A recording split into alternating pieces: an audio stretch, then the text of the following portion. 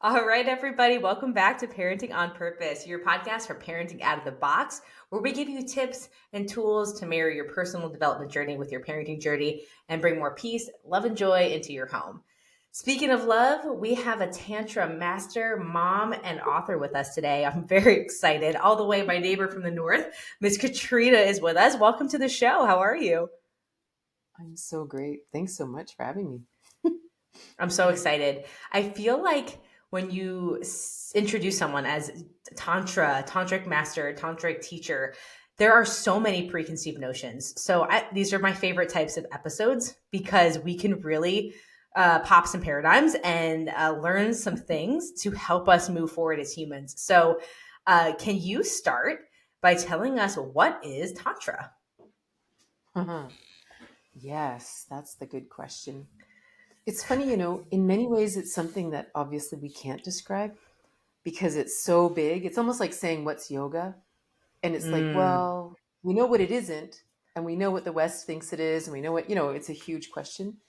But at its sure. foundation, Tantra is a philosophy, it's a spiritual path that helps us remember how we are both divine and physical at the same time. So for example, in Love much it. of the world we think that we're just physical. And it's funny because even if we know we're not, sometimes we only live that way. Of Like course. life is about my career, it's about my family, it's about my fitness, it's about what I eat, it's about my money. And maybe once in a while I go to church, or once in a while I meditate, and once in a while I read something.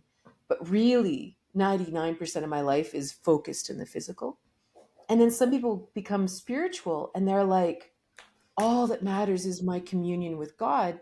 And are like, money's wrong, sex is wrong, politics is Wow. stupid. I don't go into that stuff. And Tantra says, no, it's all important. Like, it's never about ignoring what is. Like, we are incarnate. This is the miracle. This physical world is the miracle.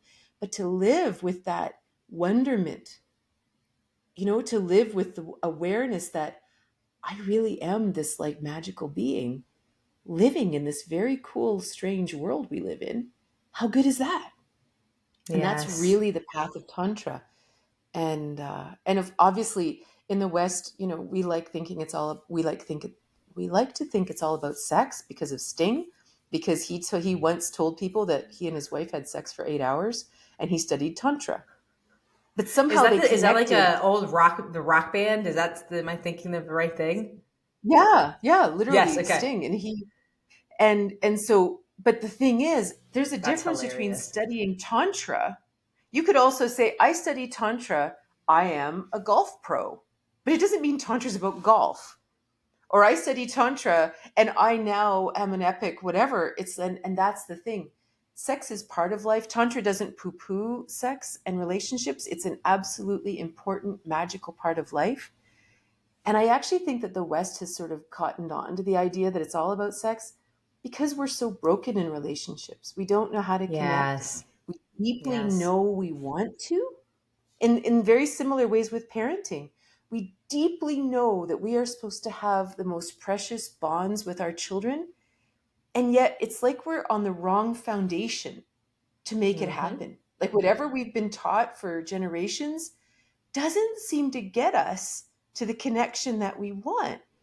And that's why Right. Tantra excites me, because it's a whole different foundation for living, changes how we connect with each other, changes how we see ourselves, changes how we interact with our children. And so it's So such a good. great passion for me.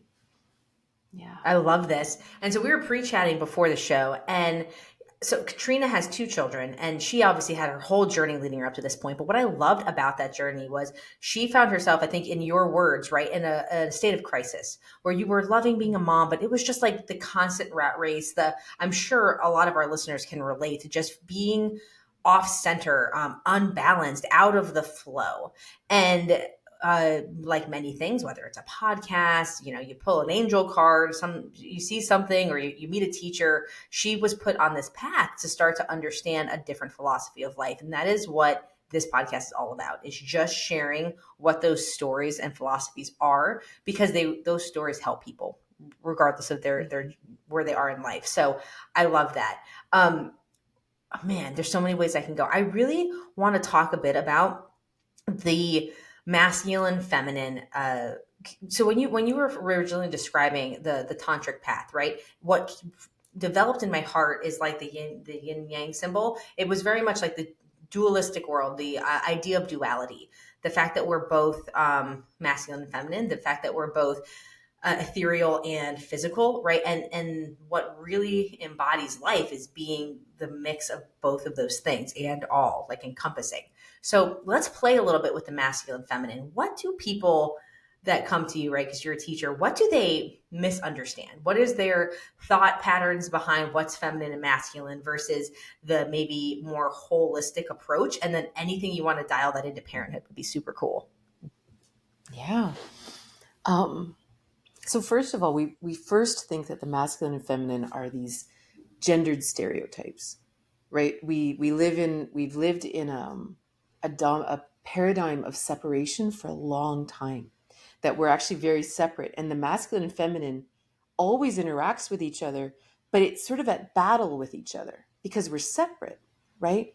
So for example, in parenting, there's sort of the structure and the chaos. These two things are kind of opposite things.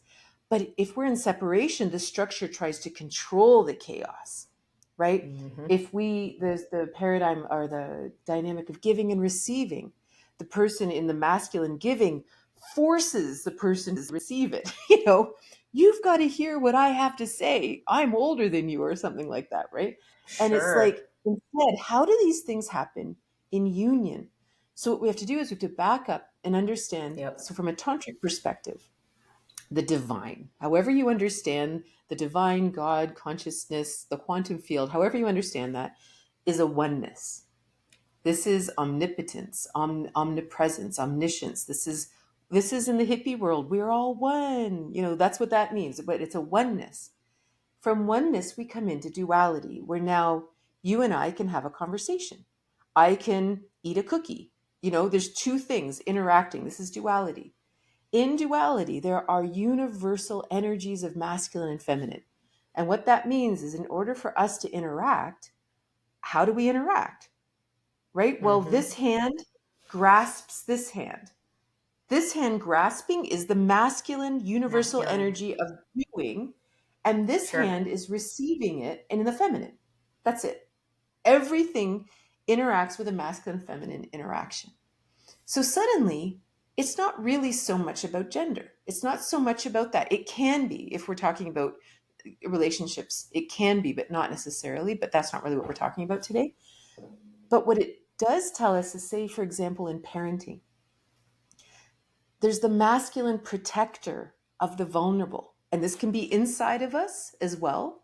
Like that, we Yeah. actually, if we have a strong protector, we are able to be very vulnerable, which means we're able to access the wisdom of our feelings. We're able to access the wisdom of our natural feedback mechanisms inside. And that's okay. We're able to recognize when we're actually wounded and we need some space. Well, that's the role we play with our children. The Exactly. parents, regardless of gender, are always in the masculine, and the Divine children are masculine. always in the feminine, right?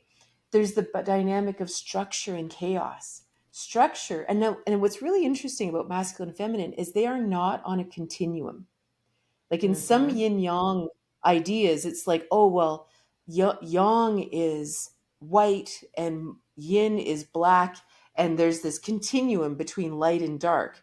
This isn't masculine and feminine. Masculine and feminine are absolutely different energies. The energy of structure is an entirely different energy than the energy of chaos. So for parents, for example, we are the energy of structure to our children's chaos. And chaos being a very good thing. Chaos is all It creation. is good. It is nature. It's the ocean. It's all things come out of this lack of structure. And there is a joy as a parent to, like we talked about earlier in our Yes. pre-chat, the thrill of being present with a child's unbridled joy or unbridled fury, right? There's something Yep. about it that we're like, this is life, this Yes. right here. And I don't have to stop it. I can witness it. I can help them self-regulate. I can help them honor their truth. I can help them. That's the structure. That's the sober mind that witnesses and helps. But you don't stop it, right? You don't oppress it. You don't say, you go to your room until you're feeling better, or until you're fit for company. It's like, no, like, let's go into it. Mhm. And so, and what happens is when we have someone who is able to witness our difficulties, like even if it's a friend, right? Let's say we are very chaotic because maybe we're grieving and we are lost in space. And we call a good friend who's good at being that sober structure. And we call them and say, I just need a friend. And they come over and they sit with us. And they don't try to fix us. And they don't dive into our chaos either and say, oh yeah, when my mom died, I was a mess too. It's like, it's not that. We actually stay in our full polarization, and the stronger they are in their structure, the deeper I can dive into my difficulty, Yeah, and bond to heal it. creates like crazy.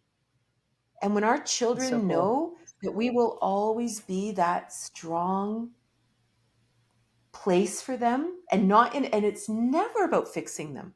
It's always about just being this very safe place. It's so just I'll say one more thing, but well, I'll say 100 more things, but in this moment, um, when my kids were young, a friend of mine, she had her kids were teenagers, and so what her daughter used to babysit my kids all the time. And one day I was driving her home. She was 16. And I would say, like, she was a cool person. I was never a cool person. So I always watched for cool people. And she was really a very interesting person. And somehow I got talking to her about sex. I do that sometimes. I have no idea how I got there. And she looked at me and she says, as if I would have sex without talking to my mom first. And I was like, what? Like, what? Like, you would talk to your mom about having sex before you had sex? Like, so of course I go to my friend, her mom, and I'm like, what did you do with your kids? What did you That's do that hilarious. made them trust you so deeply that they would talk to you about something like that? And she was a single mom of three kids. And she really actually didn't, she really struggled with self-worth. Like she really struggled as a mom. And she says, you know what? I don't even know what I'm doing in my own life. I have no idea.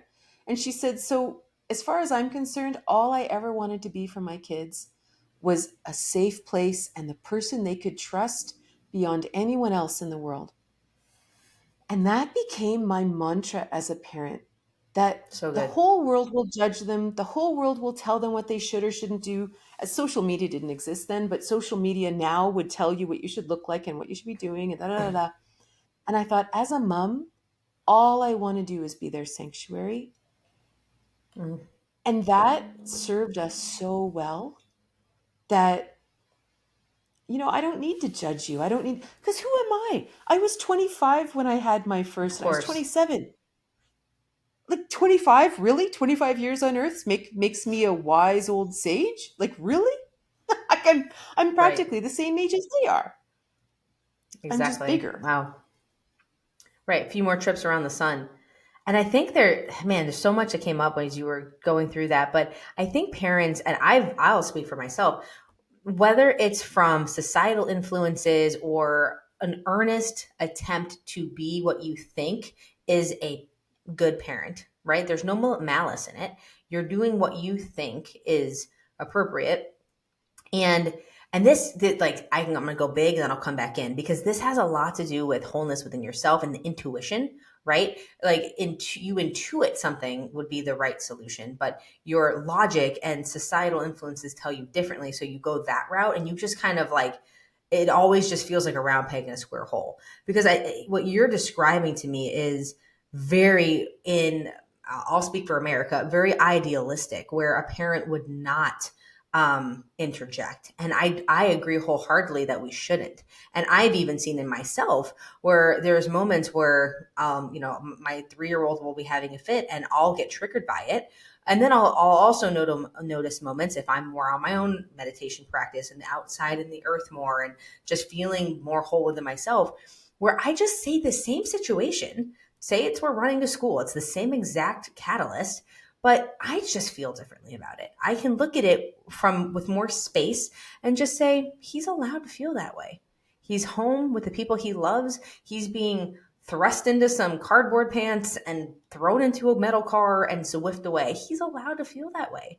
But it's really interesting because I think a lot of times we do interject when maybe we should pause. And I think that has a lot to do with ourselves regulating and just understanding where that comes from. But to dial it back to the masculine and feminine, which I think is so cool for parents, is to understand this differently, not as about gender roles.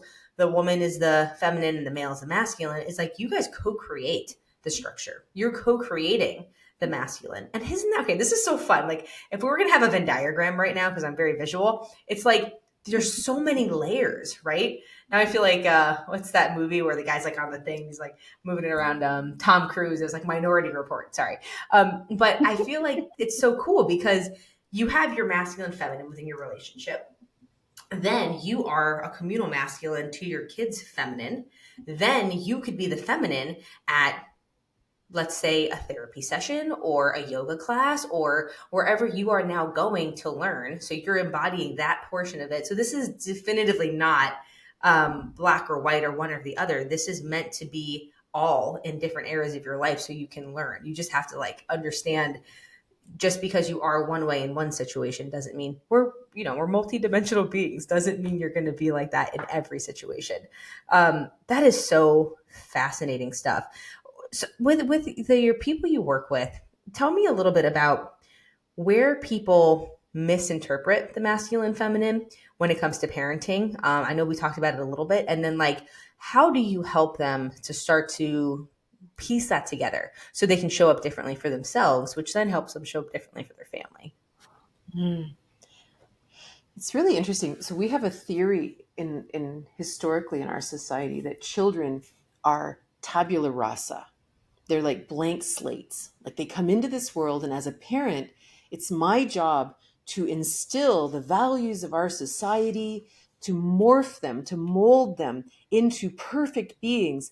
And I say that kind of sarcastically, but we also do it Yeah. because we desperately want them to be happy because we love them. So we want to make them happy. So we put all the stuff that we think we know into them, but we assume that they're empty.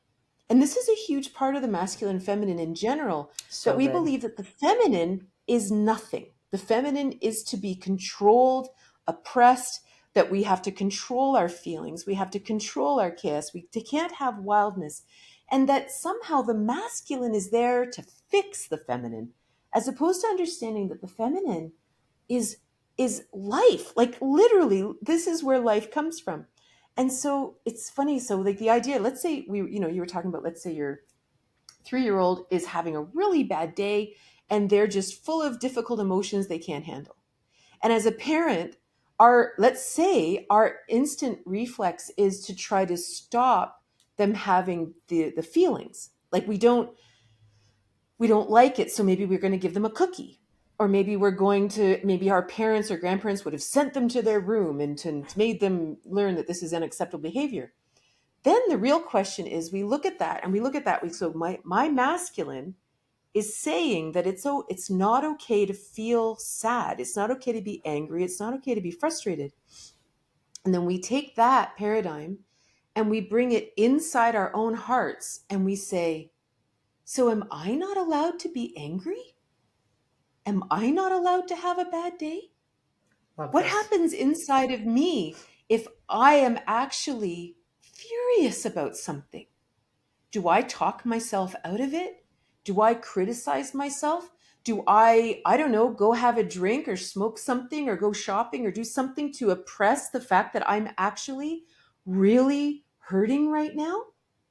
And that's where the whole thing becomes, like we talked earlier about how parenting can be this epic journey of self-discovery, and it's Yes. all happening at the same time, that suddenly I would watch myself with my kids and I would watch them having a complete meltdown, right? So okay, so just backing up, when my kids were 2 and 4, I was sick. I had lumps growing in my breasts. My mom had Oh just God. died of breast cancer.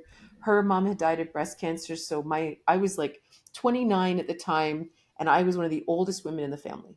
Everyone had died of breast cancer. So when I got Jeez. sick, this was a massive turning point for me.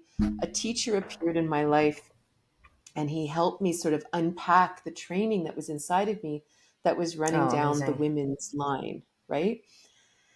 One of the Wow. biggest things was the avoidance of my own feelings, because we are Yes. perpetual people pleasers. I want everyone else to be happy. It's okay if I suffer, but everyone else has to be happy. And what that meant was I wasn't allowed to feel my own feelings. And so during this journey, I actually had to warn my husband and say, I have to figure out how to feel my feelings. I don't even know how to. And I'm afraid my pendulum's going to swing so far that way, I may seem like a Looney Tune. So please just give me a bit of breadth here, because I am so used to trying to be stoic and perfect. I might appear like crazy. So just give me some. And of course, he had just witnessed my mom dying and stuff. So he was kind of willing to do anything. So I was kind of lucky.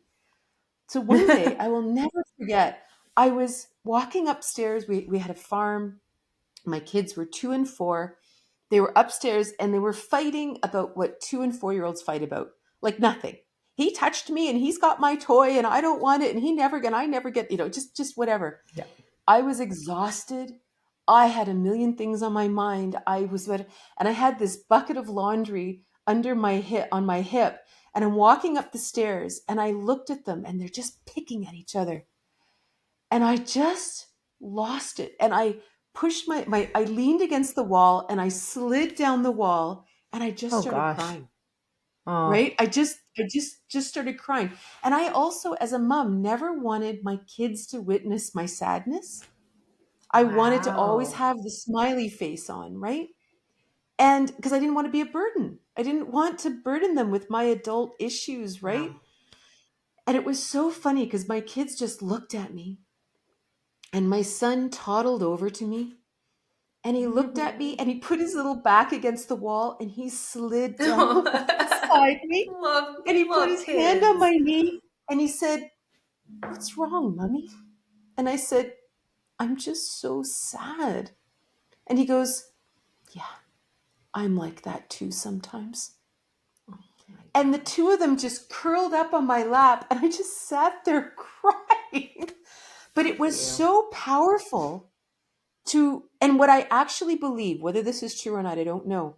But what I found was the more I repressed how I felt, it was almost Yeah. like my kids felt it in the room. Oh, for It sure. was And they it was acted like, differently.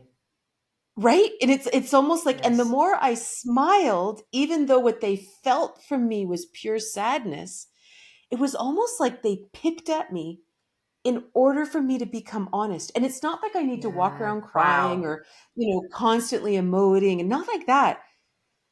But I'm allowed to have a bad day. And I'm allowed to say to my kids, "I'm tired today. I really can't do this. I'm just going to chillax on the couch for a bit." And it was almost like they were like, "I'm kind of tired too." Or whatever. Or if I was angry, they'd be like, "What's wrong?" And I said, "I am so angry right now. I don't even know what to do about it." But I don't throw it on them. Like, I'm not angry and then it gets focused on them. It's just, Sure. I'm really angry and I need to figure this out, or I need to go for a walk, or do you want to come for a walk with me? I just need to like run around for a while. It's like, Oh, okay, you beautiful. want to go jump on the trampoline? Yeah. Like, let's go jump on the trampoline. And there is something about, again, this masculine feminine inside, when we're allowed to actually be vulnerable, And then be the we feminine. Your learn kids step actually, up. right? Yeah. But then we actually also develop a strong protector that's healthy inside. And then our Yes. children will learn to do the same thing for themselves, I and wrote it's that down so, earlier. Yeah. Oh, I'm sorry. I didn't mean no, to go interrupt you. I wrote that down earlier when you mentioned that. Like, I've had several guests on that talk about being their own inner child's dad, or they had to talk to their, and then these are like grown men. They're like yoked, just like muscles and ripped, and like, you wouldn't perceivably look at them and be like, oh, he's very spiritual.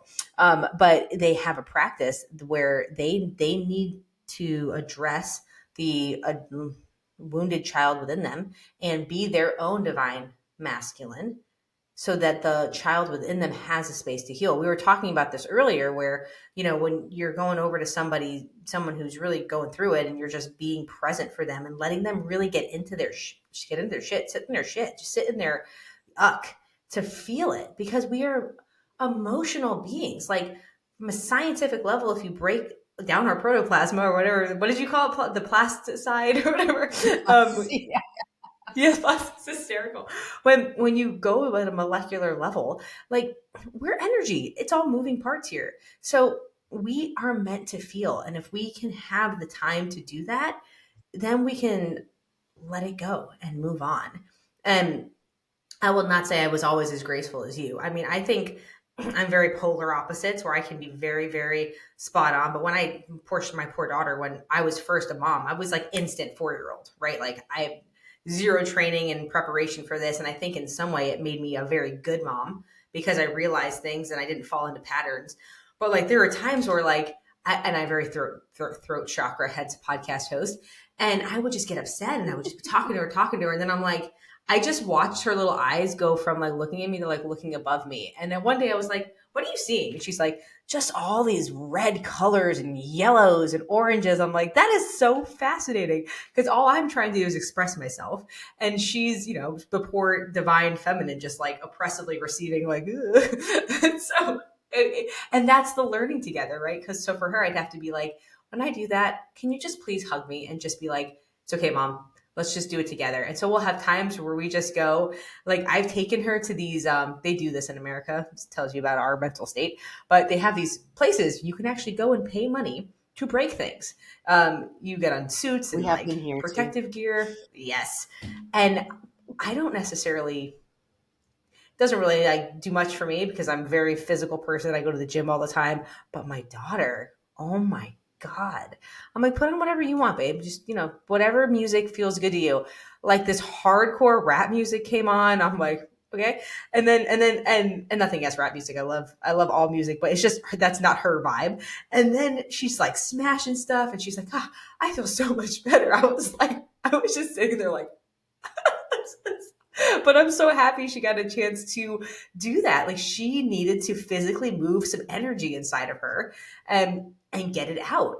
And now I try and remember that. Thankfully, you try and learn. When my son goes through that stuff, it's like, this boy just needs to move this energy. And they're kids, I feel nowadays, are so intuitive and so smart, so young, that they have access to this whole world, that they're probably processing things that I process at 8 and they have to do it at 3 with the paradigm of a 3-year-old. So I try and like remember that when we're in these moments, and I try and let him, like you said, just work through it. And then by witnessing it, not out of a place of, I'm not going to do anything about this because that's what good parents do. Like, not out of like control, but just really witnessing it. It heals me. I'm like, wow, I feel better looking at you. You feel better? Like, it needed to be done. And you said something a second ago where like, you just kind of crumbled. And I've had this happen with both Shekinah and Gabriel. And I just don't know what to do. And I don't want to yell and I don't want to get upset because it's not the right thing to push my repressed emotions onto them. So I just get like sad. And the immediacy by which they step up and swoop in as the underlying backbone and structure and empathy is amazing, right? So it just goes to show you, parents, right? Like, perfection is a fallacy. We're really here to learn and be earnest. And I think what you mentioned with your son and daughter, which I thought was a brilliant point, what kids are looking for is authentic connection, authenticity. And when you're smiling and you're pretending all is good in the hood and you're walking around, but you really know inside you're unwhole, your kids can feel that. And that my mom used to tell me something when I was a little kid, like, if there was ever someone, like a kid acting out, they're like, oh yeah, it's probably acting what's going on at their house, and they're trying to work through those emotions. And I never really thought about that till I became a parent. And then my kids started doing it, and I was like, what's going on in my house that I got to work through? But they want you to be authentic, and that's what they know is truth. And so when we're untruthful, by consciously or subconsciously, I think you're right. They are going to know how to pull those strings to make that come out. And if we just let them do it, it'll be over a lot faster. Everyone will be a lot wholer. This is fascinating stuff. So you gave a great tip earlier, and I want to make sure that people got it. When, and you won't always notice it, right, guys? I've been in the situation where after the fact I've already yelled and I'm like, dang it, I did it again, bro. Like, I did not want to do that. And then I'll apologize to my daughter. I'm definitely an apologetic mom. Um, I have the most amazing parents ever. I am so lucky. I could not tell you 2 times in my entire life my mom said the words, I'm sorry to me. I have no problem with it. It's just not who she is. And she, to be fair, if Mother Teresa had children, like my mom is incredible. She's not as like, I don't think she has much, pent up as I do. She's awesome. But we all mess up. But I'm a very like say sorry to my kids kind of person. But like how the thing that you mentioned is like when you get into that phase where you're saying something or you're about to react, you pause. One, you can consciously see that it's happening because you will. The more you focus on it, you'll consciously recognize it more and more, and you bring it into your heart. I love that.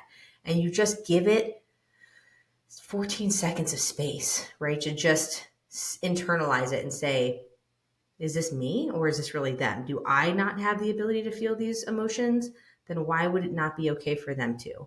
And I think that gives the parent the permission to just let it work in them and on them, as well as in front of them, coming out through their kids so that they can all kind of come to homeostasis. I just thought that was a brilliant, brilliant tip. And I wanted to make sure we hit on it. Yeah, I'd love to actually add to that because, Tantra Please. is a spiritual path. And it's really important to, ask ourselves, like, what does that even mean? And this is why in Tantra and yoga, in original yoga, meditation is such a powerful tool. And not just because you're supposed to just be able to sit. That's not it. But it's actually creating a Pavlovian response to breathing deeply. So what happens is you sit and yoga, it's like meditation practice. So you sit and you meditate and you breathe deeply. And you know how they always tell you to just follow the little, allow your thoughts to be clouds floating through the sky or logs flowing down a river or whatever. And you practice staying in the center while Mm-hmm. your thoughts go by. And every time we breathe deeply, we come out of fight or flight and we go into a relaxed healing mode when we meditate or we're doing yoga, Kundalini yoga, whatever we're doing. And what happens is we develop a witness mind. We actually develop it like we develop a bicep. And it's really important that we actually do it, that we don't think we just, oh, I can't meditate. It's like, no, you're developing a muscle. You're actually developing a response in your body because yoga, tantra, all these things are meant to actually improve our life.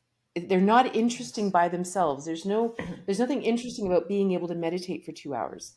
What's interesting is when we create this Pavlovian response that all of a sudden something's going on in our life, in our relationships with our children, and we stop for, like you said, like 1 second even, and we say, and we breathe deeply, and instantly we are on the mat and we're able to watch the thoughts going through. We're able to observe our emotions and we're Oh, given wow. this space of that we can receive wisdom and we can say, and we don't even have to say it. It's sort of like that when you ask a question of your highest consciousness of God, however you see it, before you've even finished asking, the answer's already there. You just have to have that moment to go, Right. what do I do? And so I have a book, Tantric Intimacy, that is all my teachings. And the first few chapters are all about love and redefining love completely. And one of the chapters is about philia. And it's about this idea of creating sanctuary with our children. And so my kids would always tell you to this day that I never punished them, but I would take them to the couch and we would talk.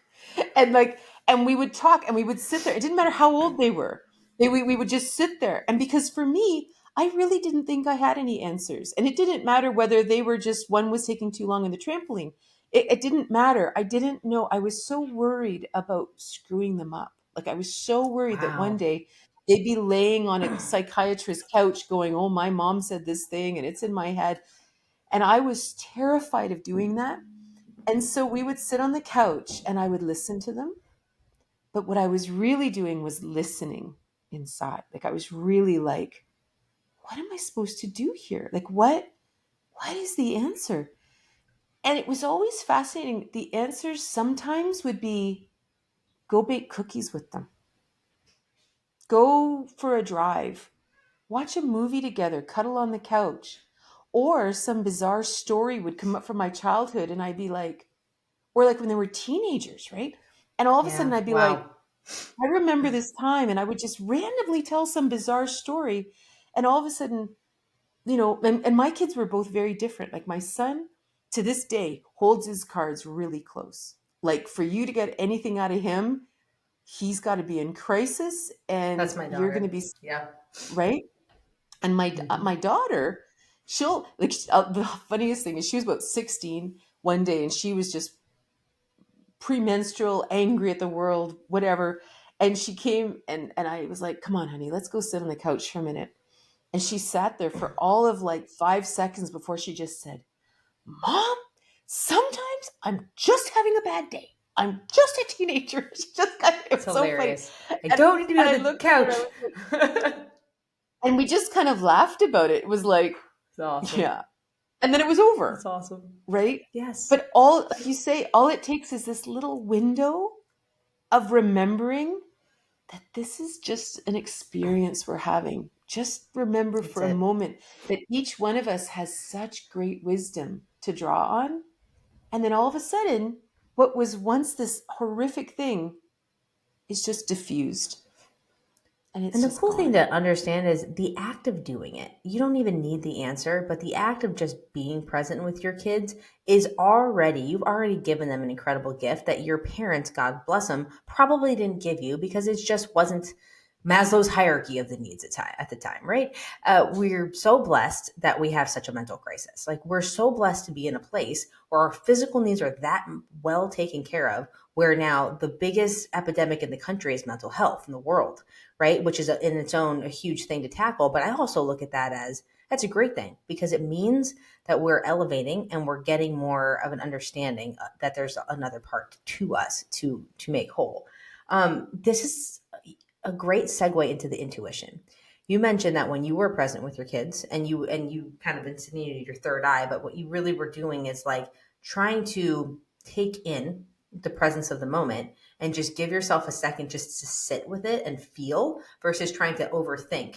Earlier, you did I think of this example, and it was like the human doing versus the human being.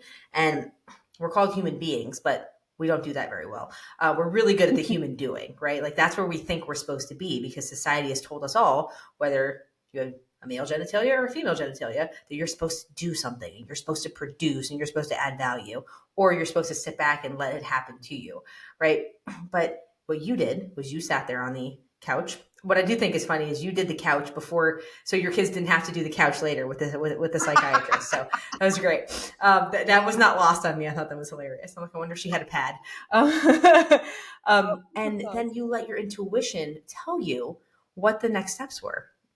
Now, I will make a generalization that I think we don't do an amazing job as a society of intuiting and feeling. Probably because we don't give ourselves the permission to, or we write it off as like the gut feeling or the whims that come in from the clear blue sky don't have as much clout as our logic. And that is extremely myopic. What do you do with your students to help them start to develop more of an intuition? And then how do you see this coming into play in the home scenario? Yeah, it's a great question. The first thing we have to do is actually change our philosophy of how we see the world. We've been sort of trained that the world is like a machine that has very clear cut rules and it's definitive. And because we think it's sort of like we've tried to control nature, and it's sort of like growing up, for me, if you were a woman, for example, like I actually went to school for mathematics, and there was actually a scholarship program if a woman went into sciences. Like it was a big deal because that's all that matters. So we have this idea that we can use our logical mind to process the world in the most in the most efficient and highest way, because the world is a machine. The world is a logical place. This again is the absolute oppression of the feminine truth, that the world Yep. is actually chaos. The world is actually feminine. In in Blackfoot wisdom, they actually see that God is chaos. Spirit is chaos. Right? So all the building blocks of reality is chaos. And so imagine instead, you imagine that the world was chaos. The world was wild. The world was not this machine like thing. Well, how do you navigate chaos? Mm. Well, the only way to navigate chaos, and chaos isn't negative, chaos is just all the Life. potential of reality. The only way you can navigate chaos is through intuition. Because you can literally go, Yes. it's sort of like navigating infinity. How do you navigate Wow. infinity? We believe That's in a cool. limited model, right? So then all of a sudden, how do? You sit quietly and you say, I could go in one of 1,000 directions. And you literally Boom. sit and you feel it out, right? Yeah, It's like, exactly. Or it which just pops in way? your head. And oh, exactly, it pops in your head and you're like, really? And the crazy thing about intuition is you start following it. So this was what happened when I was sick. When I was 29, my teacher taught me, and it was funny. He said one day I was lying on his table and he said, Katrina, you've got to learn to pray. Well, and I had all kinds of issues with the church, so that really pissed me off. But I was like, he goes, no, no, no, none of that. He says, you need to learn how to ask. You need to learn how to listen, which is a really big deal. Like, which voice do I listen to? Mm. And then you have to Yes. have the faith to actually do it. Well, the Wow. crazy thing is, you start doing that in your life, miracles started happening. Like, this is when Wow. serendipity Yes. goes wild. And to the point that my kids would just joke that I would be sitting at the dinner table and I'd say, it'd be really cool. And then like, this would happen. That would be really cool. And literally the next day, someone would drive in the lane and say, here. And they would just like hand it to you. And my kids were like, yeah, that's totally normal. That's mom's world. That's how it works. And every time it happens, it gets easier and easier to trust. And when we stop trusting this logical mind that believes the world is like some kind of system that you can analyze, and we actually go, no, the Hmm. world is much more interesting, much more colorful, much further beyond our understanding. Suddenly there's great value in trusting our intuition. And in terms of Yes. parenting, now you have this infinite being in front of you. I don't understand the infinite being inside my own body, let alone the infinite being sitting in front of me who I love more than anyone on the planet. Yep. What would I possibly do besides follow my intuition in trying to guide them? What else have I got? You Yeah. know? So Beautiful. I trust it implicitly. That's awesome. And you've obviously had been led down a path to take baby steps toward that. I love what you just said. The way I kind of like the matrix is going through my mind and like horses running in a race in like a certain alley, but like whether it's reticular activating system, if you want to go scientific, or more quantum, if you're more in the ethereal, basically we get what self-fulfilling prophecy, we get what we focus on. And if you decide to have a very limited vernacular with the way that you perceive the world, then you're gonna have a very small, not being bad, but just limited in number, um, skill sets and ways to have creative solutions for that. So what you said that I thought was so cool is like, if you understand that this is not a problem to be solved, and the logic is one way, but not the only way, you can kind of blur the lines and let them dissolve a little bit, enough to be like, and I really just think of a little kid standing in front of a blank canvas and just like, cool, like, woo, like, what do I do? And just starting to go. And it's like, you can really feel it. You can just feel what feels light. And sometimes I do this with my kids, right? Developing intuition is very important. because I feel like I do a really good job of being a human doing. So I have to put steps into my life to be a human being and to show them how to do it. It's not innate to me. I think it used to be. Then I felt like I had to produce and make money and pay mortgages and all the things, and get investment properties and I just didn't feel as whole. And so I had to like put stuff into my life to do this. So I would take my daughter on meditation classes with me, and we would practice a game we call send receive, where like we'd think of a number or a color, and I'd hold it in my thoughts, and I wouldn't just think like the number 8. I would think of like a stop sign, like big red 8 sides, or like the infinity symbol, and I would just really focus on this visuals and just feel them, as silly as that sounds. And then my daughter would be like, oh, it's a red number 8.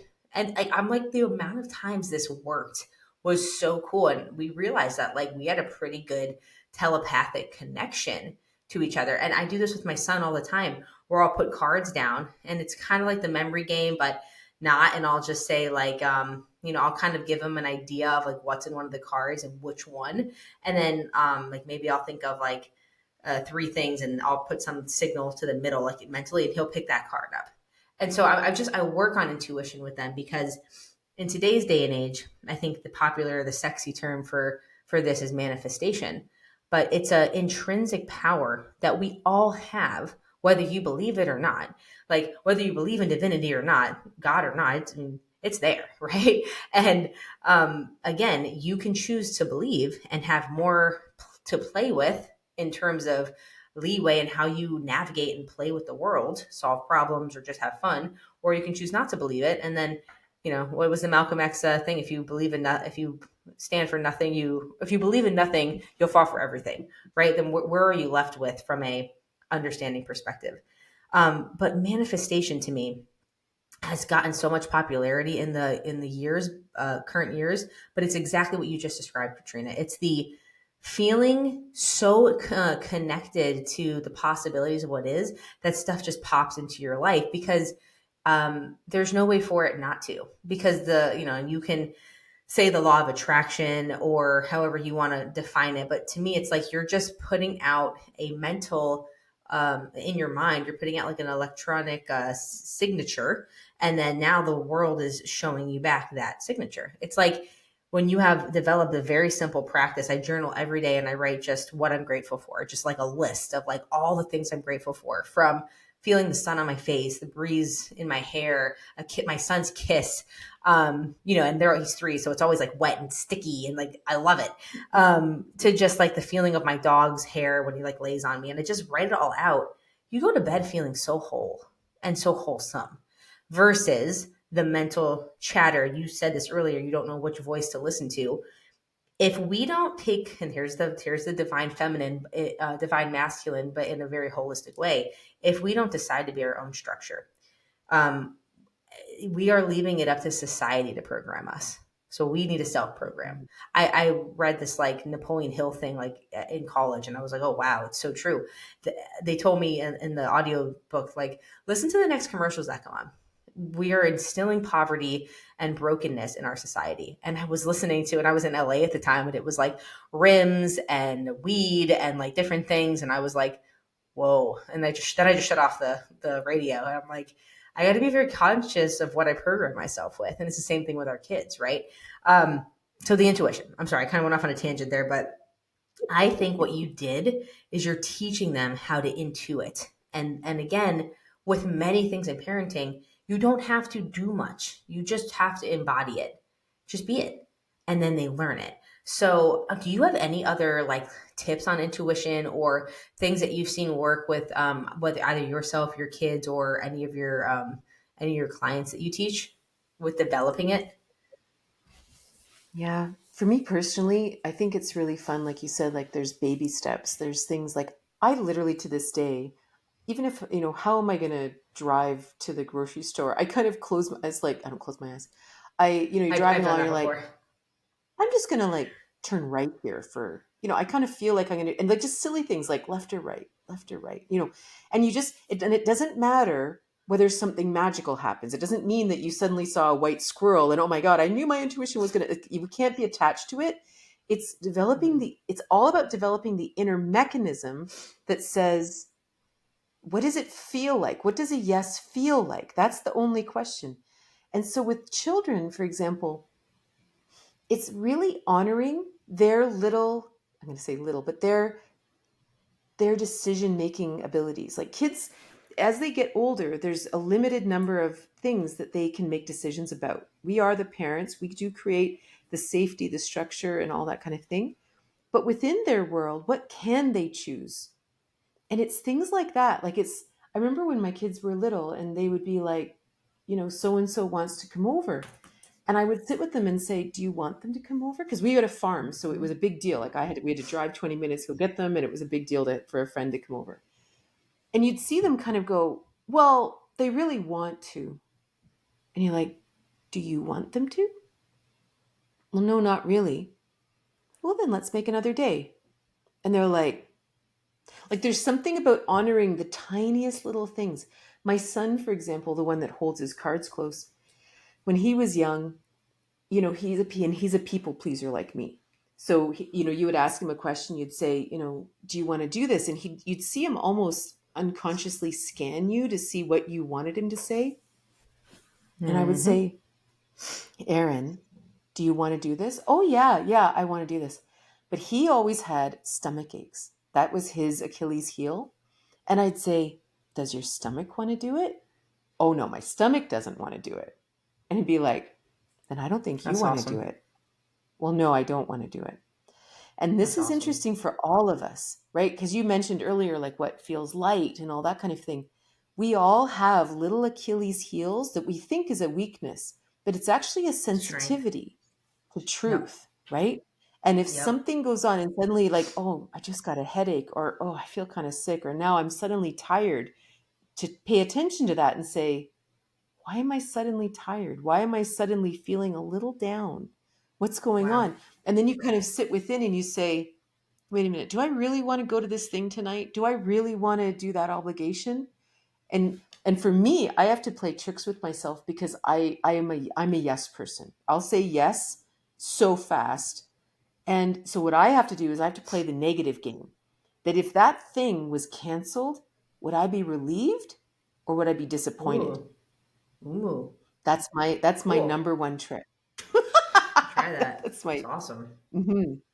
And so it's the same with my And kids. It would be like, do you really want to do it or is there something else? And it's fascinating for children to even be asked.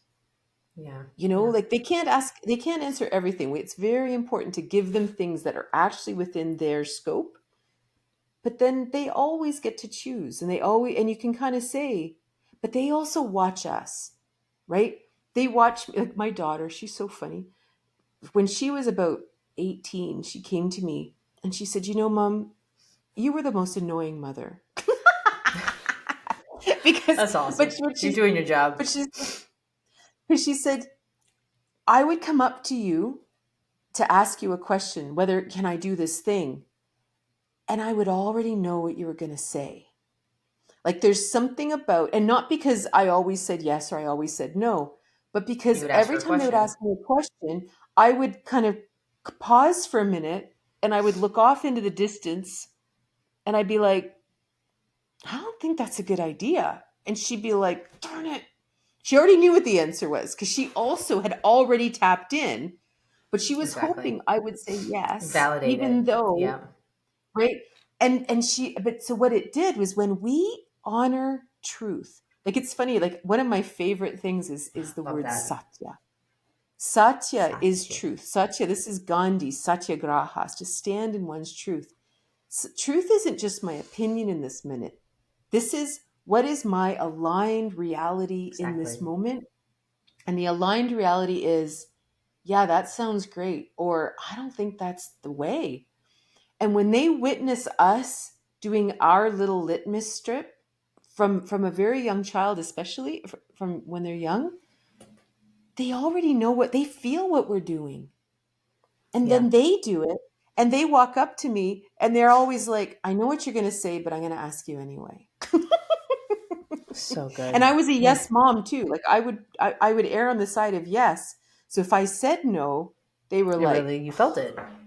You felt it. They knew it was actually a no. And I Yeah. love the distinction of truth because I think in society that word has been very muddied to mean universal truth. If I believe it, you have to believe it, therefore it's the truth. How many billions of perspectives live on this planet? Not just the human beings, human doings, but the trees and the animals, and like it's all relative. Truth, you said it so eloquently, is what feels in service to you, right? Like what is in your highest alignment.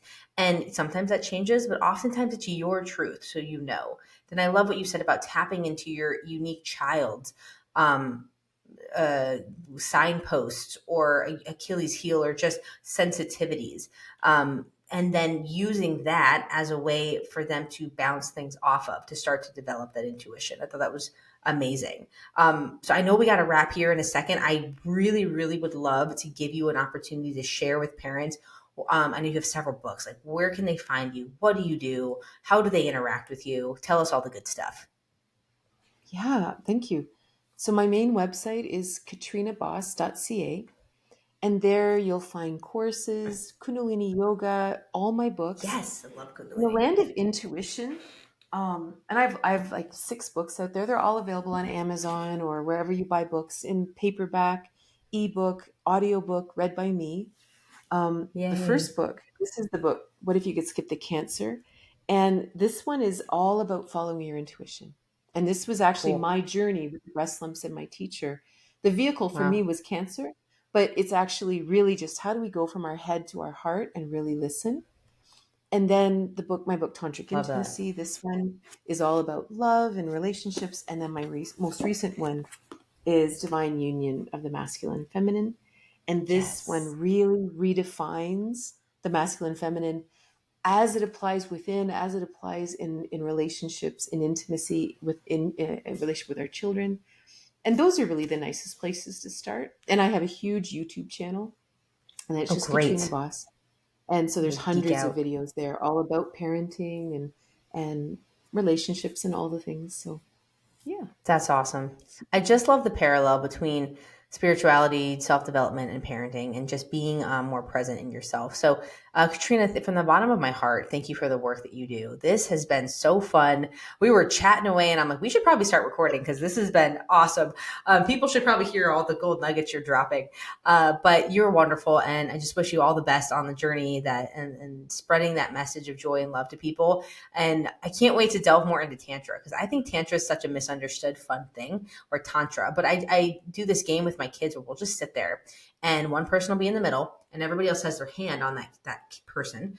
And we just tell them things we love about them. And we just let the energy like flow. Hmm. Like, again, not a sex practice at all. A very loving, divine touch. And what better way to teach your kids? So we may have Katrina on again because I think there's a lot more we can explore. But this was great. So Katrina, thank you again for being here. Greatly appreciate it. And then parents, you guys know the deal. We'll be here every Thursday until birth happens. And then we'll be here every Thursday a few months after that. So we'll have a good backlog of videos to keep us busy during that time. But can't wait to share this journey with you guys. And until the next perfect time, thank you for being here. Stay beautiful and stay inspired. Bye guys. Thank you.